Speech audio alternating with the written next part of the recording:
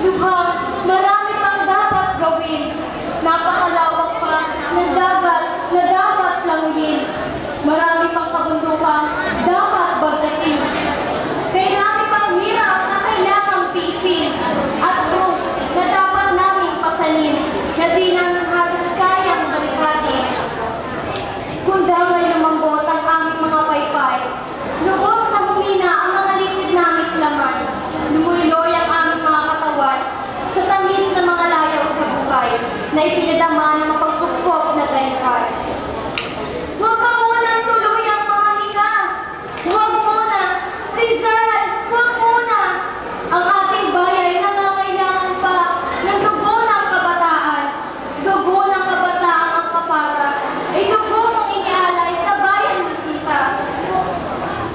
Sa ngalang dakila ng layat ligaya at sa dambana ng kasarilan ay pinalaga. Hindi lamang ikaw, Rizal, kundi lahat ng bayaning matatapang, ang mga martir ng ating bayan. Bumangon kayo, bangon at muling maglakbay. Sa ating lupain, nanlulupay-pay, ibuhos na muli ang dugong laging nakalaan. Bahira na magpulan ng kulay ang aming mga ugat na nangangaliram.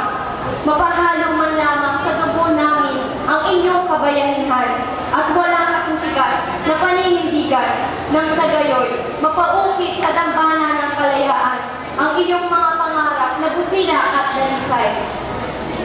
Hanggang sa ating mga mamamayan ay makatulad sa Molabe, matatag, matuwid, matibay, matayaw at hindi natatakot.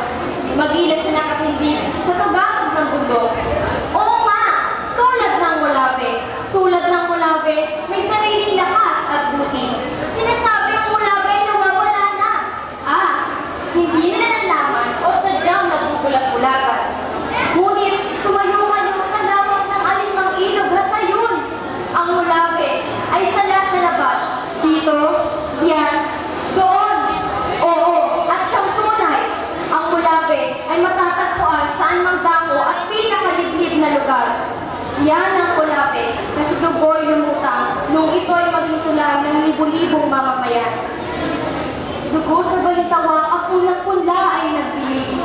Dugo sa Bagong Bayan, ang sabihin dakila'y nagasi.